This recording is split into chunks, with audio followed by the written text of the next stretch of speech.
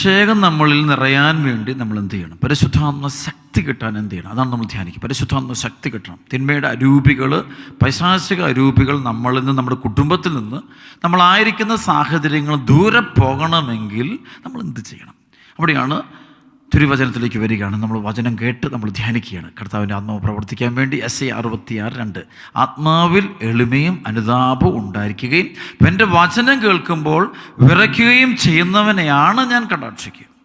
അപ്പോൾ ദൈവം കടാക്ഷിക്കുന്നത് എളിമയോടെ, അനുതാപം നിറഞ്ഞ ഹൃദയത്തോടെ ദൈവവചനം കേൾക്കുന്നവരെയാണ്, അത് സ്വീകരിക്കുന്നവരെയാണ് പരിശുദ്ധാത്മാവ് കൃപ കൊണ്ട് നിറയ്ക്കുക.